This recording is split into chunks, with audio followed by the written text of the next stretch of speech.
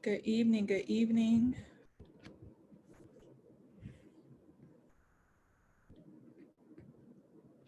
We are going to go ahead and get started exactly at 7:30. So we're just going to wait just a few moments, wait for, allow a few more people to hop on. And we're going to go ahead and get started. Hopefully you all will have some questions. And I can go ahead and answer those questions for you. If you do have some questions, we can go over them at the end. And just let me know if you can or cannot hear me. You could type it in the chat. You can let me know if you can hear me. You could type it in the chat or type it in the Q&A. I just want to make sure everybody can hear me. Perfect. Thank you.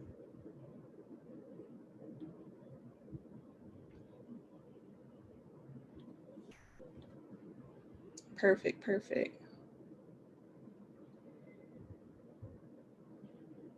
Yes, your background is muted. Yep. Yep.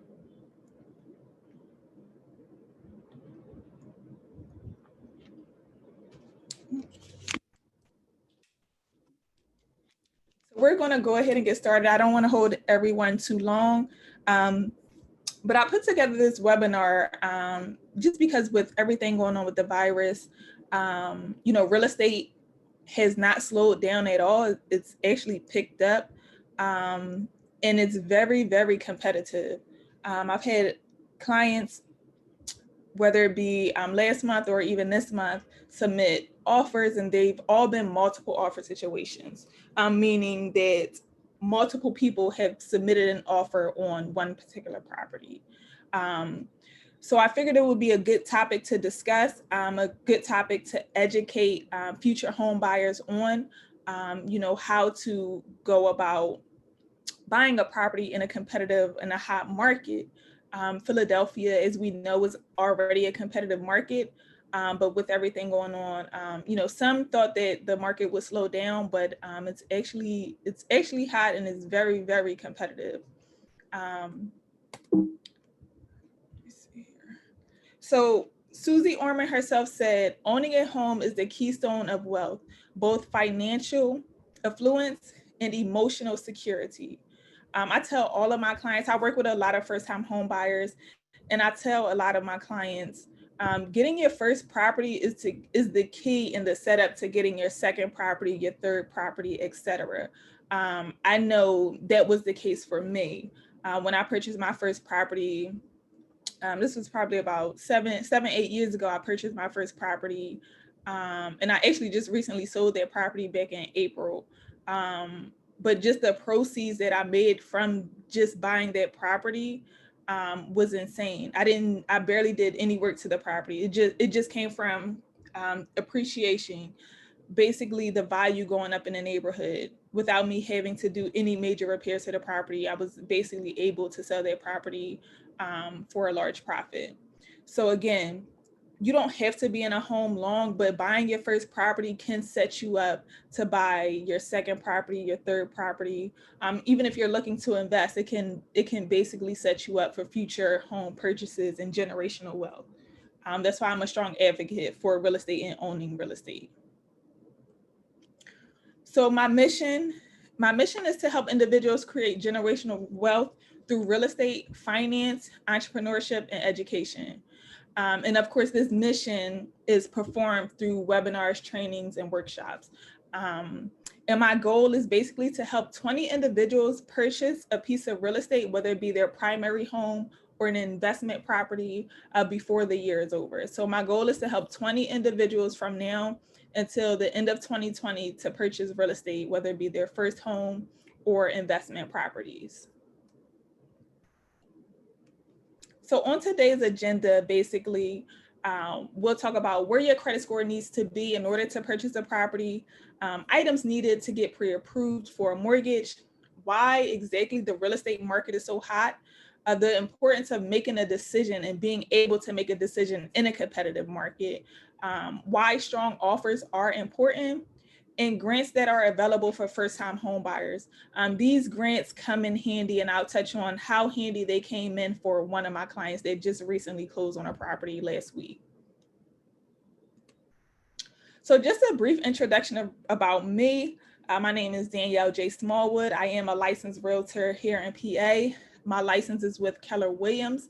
I've been in real estate for about 4 years now. I started off on the investing side, and I then went and got my real estate license to be a realtor, and to basically help individuals buy and sell homes and purchase homes for myself as well. I primarily work with first-time home buyers and investors, and I'm also soon to be licensed in Delaware as well. I'm just waiting for my license to actually come in for the state of Delaware. So let's talk about where your credit score needs to be in order to purchase a home. The very first thing you want to do is know where your credit score is at, and to look over your credit report as well. If you have negative items on your credit report, they may hinder you from getting pre-approved for a mortgage. But one thing for sure, your credit score needs to be at minimum at 620 and above. The higher your credit score, the better position it puts you in when purchasing a home. I recommend 650 and above, because the higher your credit score, basically, the more advantages you have. So for example, let's say you have a 625 credit score, and you may have like possible student loan issue. I can basically go over this because I just had this issue come up. So let's say you have about a 625 credit score, and you have like a student loan situation where you find out your student loan is in collections, right? So if you have about a 680 credit score, you're able to get approved for a conventional loan. Anything below a 680, you're going to basically be stuck with getting an FHA loan. An FHA loan, you can put 3.5% down. Conventional loans, you can do 3% down, 5%, 10%, etc. There are different percentages that you can put down depending on, of course, your credit score, and the things that's on your credit report, and things of that nature. But let's say you do have a student loan in collection, but with that student loan in collection, what happens is you'll either have to pay the full amount that's in collections, or you'll have to make a few payments to make that account current that's in collections for student loans, right? So you basically have to kind of negotiate with the debt collector to get that account in good standings, because what a lender wants to see, they want to see that your accounts are in good standings. They don't want to see, especially student loans, they do not want to see that in collections, and that can hinder you from actually buying a house. Your student loans can hinder you from buying a house. So, if you are in deferment, or if they are in collection, just kind of get on a repayment plan, and get that account back into good standings, because again, that can hinder you from buying a house. So in a particular situation, if you have a 625 credit score, and you have, a student loan that's in collections versus a 680 credit score with a student loan in collections with FHA, they have to use a certain percentage per month that'll be able to cover your student loans from the income that you generate per month.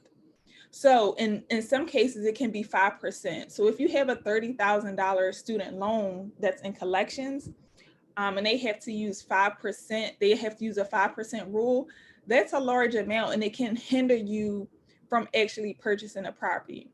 For example, if you go conventional, if you have a 680 credit score and you can be approved for a conventional loan, they are a little bit more lenient on your student loan situation. But again, you still have to get that account and get in good standings, regardless. But your credit score is very important, and it's a huge impact on if you can get approved for a loan and the different financing programs that are available to you. So you just want to make sure that you at least have your minimum 620, but you want to make sure that you're at least 650 and above. 680 is even better, because again, you're open. This allows you to be open to more financing programs that a lender has. Even if you wanted to pull your credit score, you can do so easily at myannualcreditreport.com. It's very easy for you to do. Just to look at your credit report, see if the items that's listed on your credit report are actually your debt. See if there are any negative remarks on your credit report that you can fight. But you want to make sure you know what's on your credit report, whether it be good or bad, so you can make those changes that you need to make. Because again, it can hinder you from actually purchasing a home. But it's very important that you get your credit score, and any items on your credit, you address it. And again, that website where you can pull your credit report for free is myannualcreditreport.com. You can get that for free. So some items that are needed to get pre-approved for a mortgage. What a lender wants to see is 2-year employment history, 2-year tax returns and W-2s. They want to see that you are currently employed and have income coming in. So they're going to ask you for your current or recent pay stubs. They want to see that you have money saved up. And this is because you'll have upfront fees. It's best to have money saved up upfront regardless, because you'll have upfront fees that you'll need to pay upfront. But they also want to make sure that you have enough money for closing. Now, let's say your closing costs are about $7,000 and you currently have $5,000 saved up. That's fine. You can go ahead and still get pre-approved, but by the time closing comes, they want to see that you have that full amount of the $7,000 in your account that'll basically cover you for closing.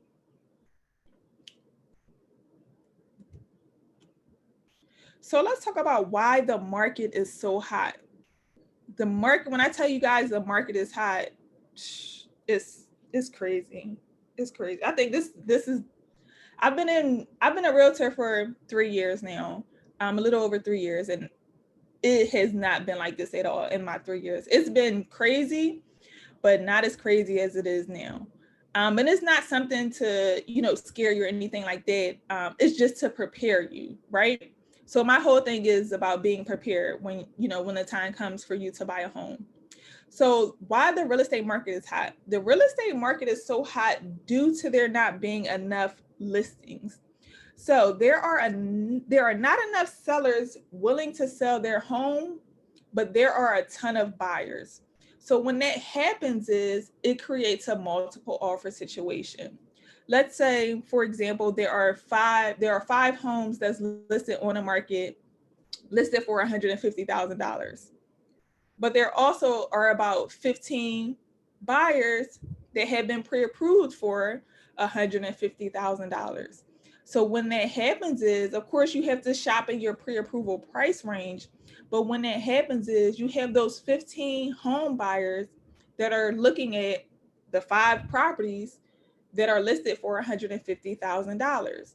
So it creates a multiple offer situation, especially if it's a very nice property. It creates a multiple offer situation. But one thing I tell people, if you're serious about buying a home, you need to be prepared and know what's going on in the real estate market. And you can always find out what's going on with the real estate market by having a conversation with a realtor. So that's easy to do, right? But you just want to be prepared for when the time comes, when you're ready to buy, and if the market is still hot when you're ready to buy. The importance of making a decision. So this right here is very, very important in a competitive market. You want to be able to make a decision. And you want to be able to make a decision because let's say you look at a home, you go look at a home today, and in a competitive market, that home can be gone within about an hour or two, or even the next morning. So you want to be able to make a decision when buying in a hot market. If you wait to make a decision, let's say you want to wait 24 hours, or even you want to sleep on it and make a decision in the morning, that home can be gone by then, especially in a competitive market. So you really want to, while you're in the property, you really one thing I tell clients is when you're in a property, you want to absorb their property. You want to get a good feeling for their property. you want to make sure you can see yourself living in that property. Because like I said, if you wait to make a decision, if you come back 24 hours later and say, hey, I want to submit an offer, I can call up the agent and say, hey, is such and such, is 123 Main Street still available? And they can say, oh, no, it's not. We received an offer this morning. So again, if you wait to make a decision, either the property can be gone or it can be a multiple offer situation. So the longer you wait, the more scenarios that can play out. So being financially prepared in a hot market, this is also very important. Making a decision is very important, and being financially prepared in a hot market is very important. So when buying in a home in a hot market, the better prepared you are, this allows you to be in a better position, right? So if you have funds saved up to purchase a home, this helps you. The more you have saved up, the better. If you are receiving a grant, this also helps you as well in a multiple offer situation, or even if it's not a multiple offer situation, this still helps you. So a lot of times, many of my first time home buyers, they like to ask for seller's assist. And I also shoot for seller's assist regardless. But in this type of market, I try to still ask for seller's assist, but just not as much seller's assist.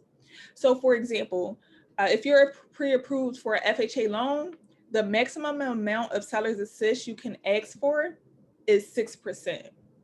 With a conventional loan, the maximum amount of seller's assist you can ask for is 3%.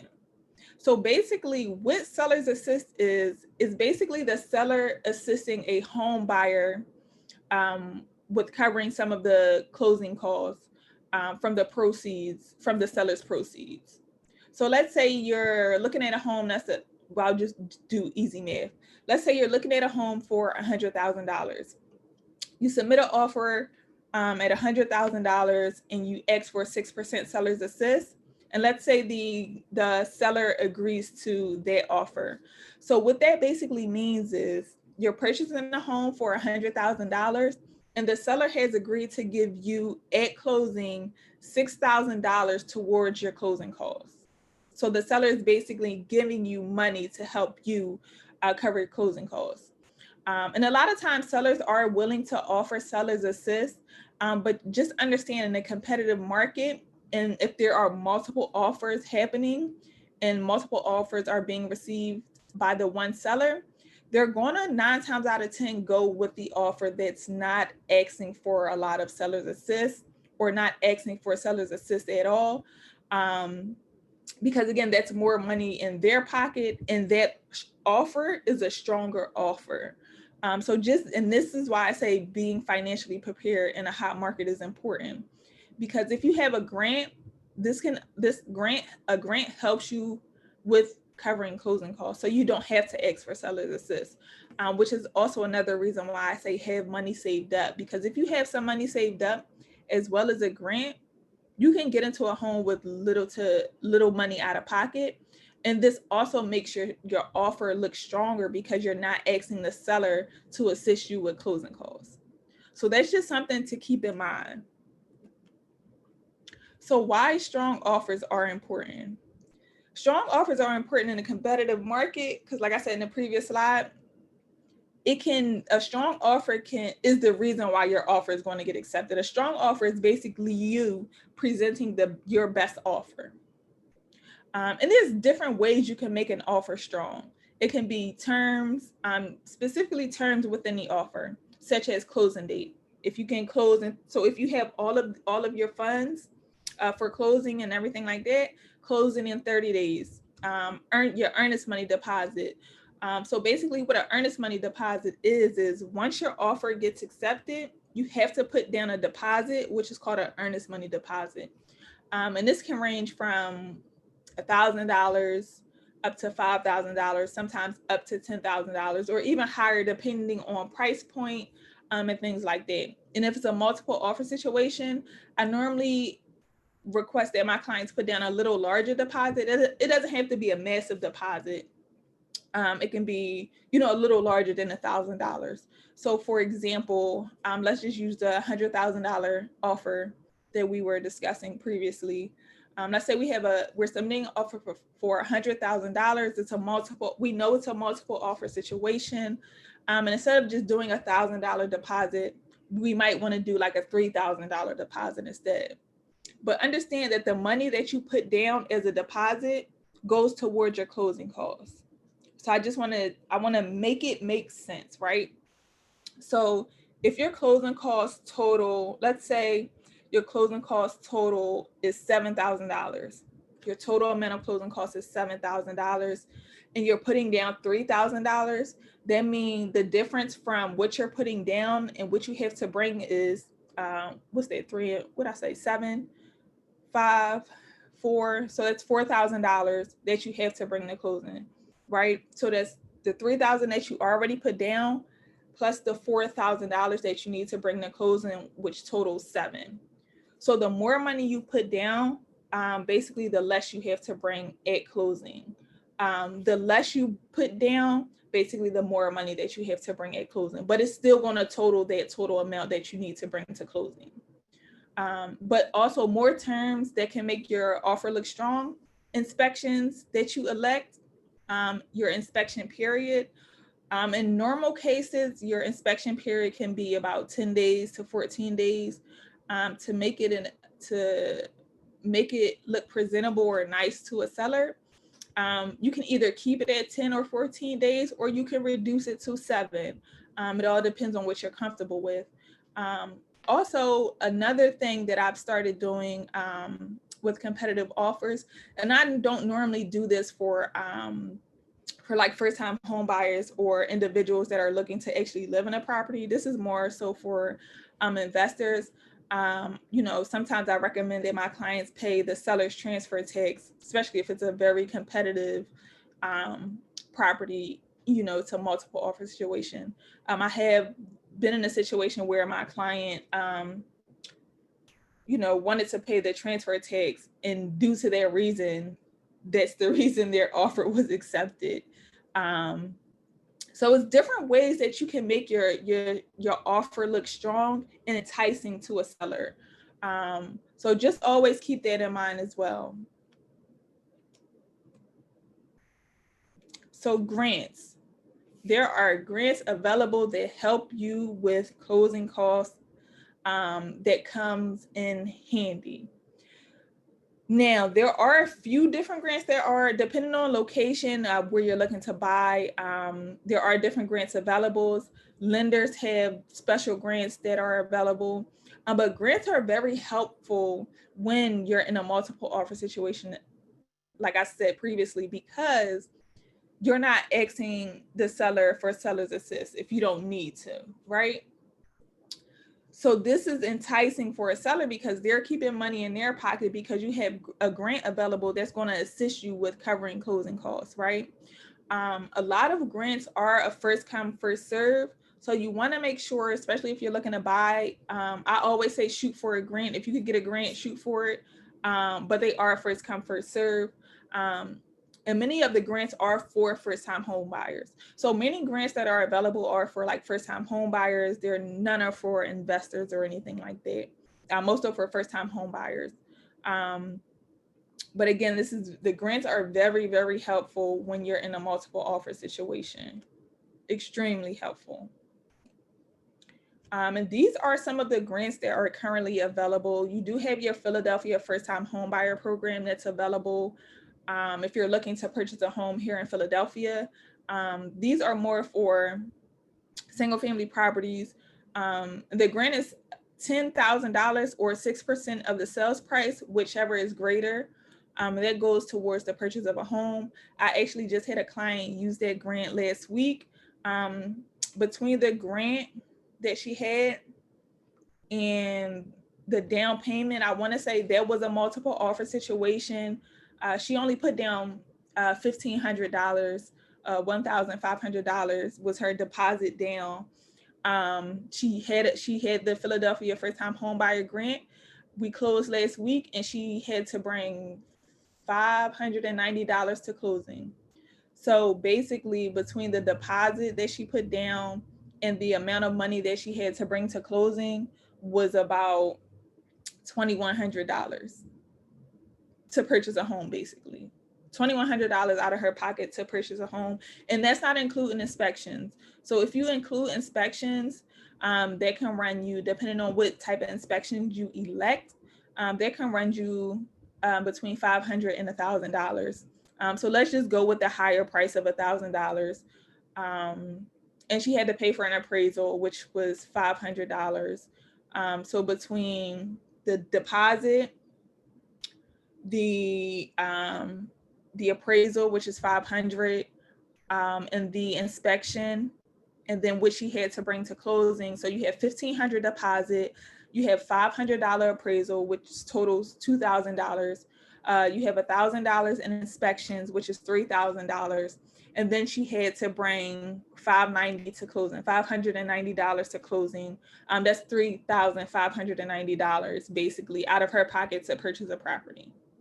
So this is why I say why grants are important, because she was able to get that grant to cover her down payment. I'm sorry, not her down payment, but her closing costs. But also we were able to get her, of course, I requested for seller's assist. So between the grant, she had a little bit of seller's assist, which I want to say total 2%, which was the 2% of the sales price. So just with the low ask of seller's assist as well as the grant, she was only out of pocket $3,500, $3,590 to purchase a property in Philadelphia. So that's why I say grants can help you tremendously. You also have the first front door grant that's available. You can use this grant, whether it be Philadelphia, Delaware County, Bucks County, Montgomery County.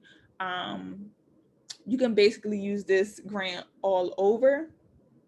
And it's up to $5,000 towards the purchase of a property.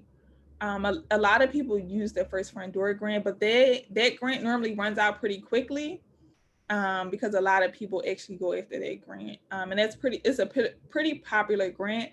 Not all lenders have that grant either. So there are only specific lenders with the first front door grant that you're able to use that specific grant.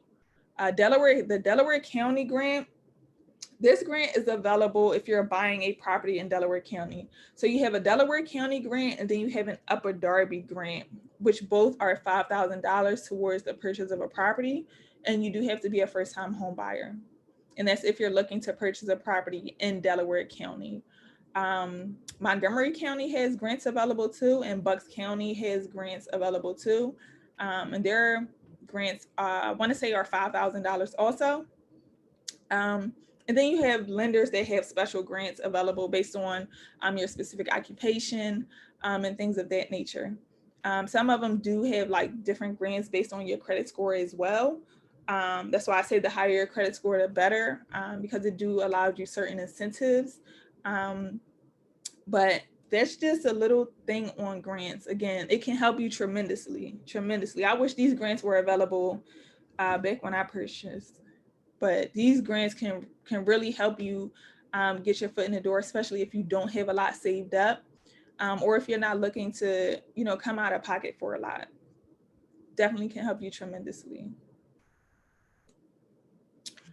But here is my contact information. We're closer to the end of the webinar, of the presentation, I'm sorry. But here's my contact information if you do have any questions. But we can go ahead and open it up to Q&A. So if you have questions, you can go ahead and type it in the chat. Or if you need clarification on something, that I said, you can go ahead and type it in the chat. Thank you, Shay, on being licensed in Delaware. Thank you.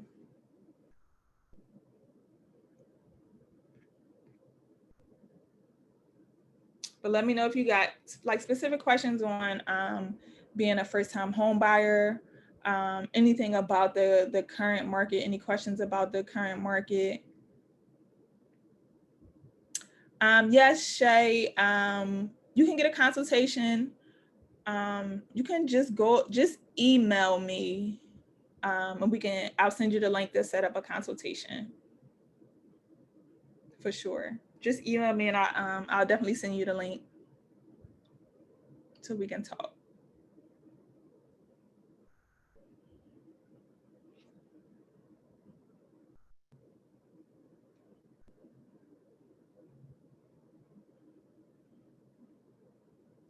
But any questions? I know somebody has to have a question. If you don't have a question, or if you don't want to type it in the chat, you can also email me. You can email me a question and I can be happy to answer your question.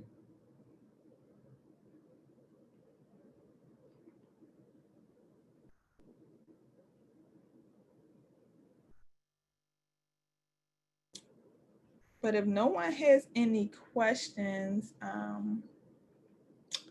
we can go ahead and end. I do thank you all for being on. Again, I appreciate your time. If you do have any questions and you didn't want to type it in the chat, it's totally fine. Feel free to email me. I'll put my information back up. 1 second.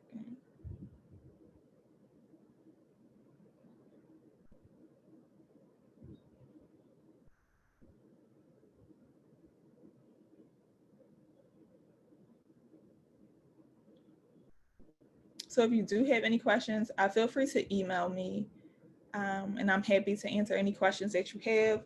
Or if you wanted to basically kind of talk on the phone, or you can feel free to schedule a consultation as well. It's free. And I'm happy to answer any questions on the consultation as well.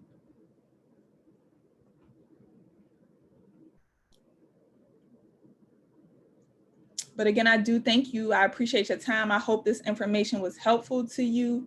But like I said, if you got any questions, feel free to shoot me an email and we can go ahead. And why is it so hard to buy versus renting?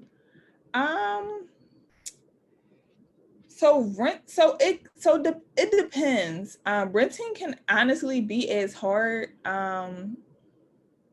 Yeah, I was gonna say, like, it's all based on your credit. So with buying, it is a little tougher with buying, and I say that because it is based off credit. So when you're renting, landlords can be a little more lenient into what they allow when it comes to renting, when it comes to, credit score, things on your credit report, if they do, run a background and credit check. As far as when it comes to a bank or a lender actually allowing you to borrow money, one, they want to make sure that you can afford to basically borrow the money to buy a home. Another thing, buying a home is a huge responsibility. I'm an advocate for home ownership, but it is a huge responsibility because you have to think about emergency repairs as well. So for example, if you're renting, you per se don't necessarily have to think about those expenses or, emergency repairs, because 9 times out of 10, your landlord is going to handle that. But when you're buying, you have to think about that yourself, because that's now your responsibility. You are the homeowner. That's now your responsibility. Another thing, they do look at your debt to income. So if you have a lot of debt, so let's say, for example, I'm actually digging a little deeper on this in an upcoming webinar that I'm doing, debt to income. Let's say, for example, you're bringing in $4,000 gross per month from working, job, business, whatever the case may be. But let's say your debt is about $2,000, right? So if you're bringing in $4,000 per month and your debt, basically the amount that you pay out towards bills, whether it be car, whether it be rent, credit cards, student loans, etc. Let's say that totals $2,000. That's 50% of your income going right there. So when you're looking at loan programs that are available, a lot of them look at your debt to income. A lot of them look at your debt to income ratio. Now, if you're above, they won't allow you to, if you're an FHA buyer, they'll allow you to borrow up to like 43% of like your debt to income ratio. So if you're already at 50% on just your regular expenses and you want to buy a home, that leaves you with 50%, available from your income to purchase.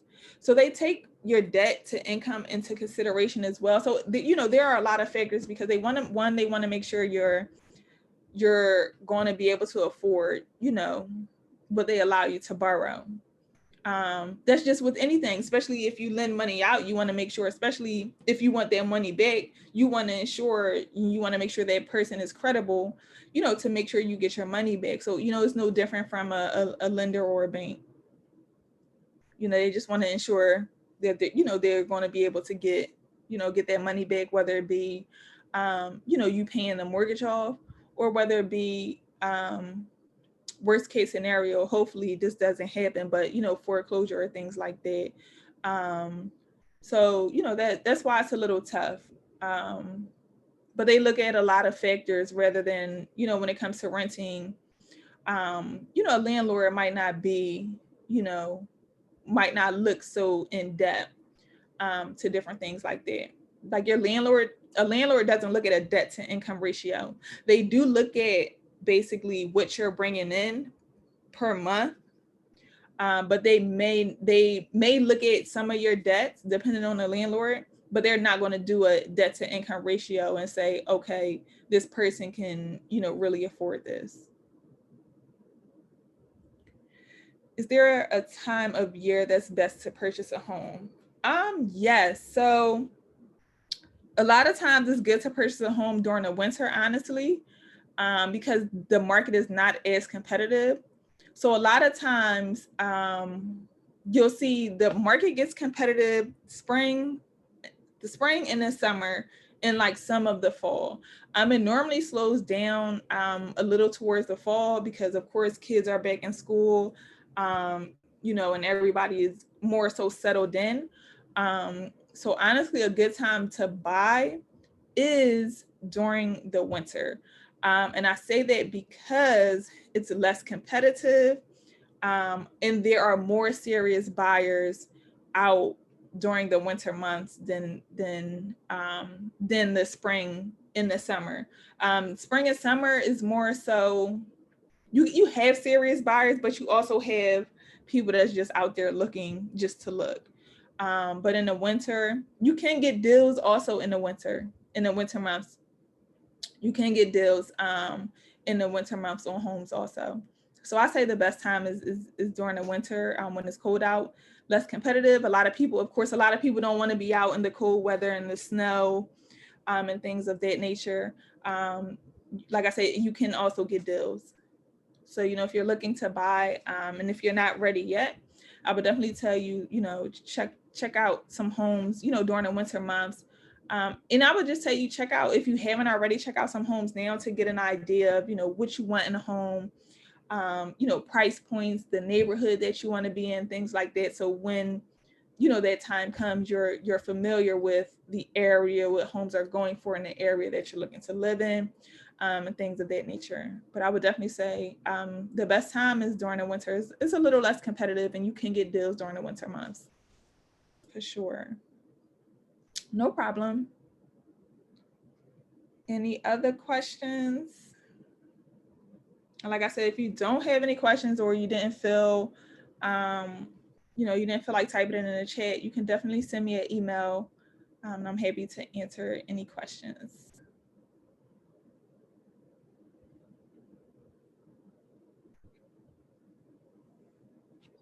But I definitely thank everyone for their time. I do hope this information was helpful. I am having another webinar next month. So just be on the lookout for more information in regards to next month's webinar. And it should be dropping. I might be dropping it this week, actually. The information for the next webinar, for the webinar next month. I should be dropping it the end of this week, most likely. If not, over the weekend for sure, at the latest. But like I said, if you don't have any questions, or if you didn't want to ask them, like I said, feel free to email me.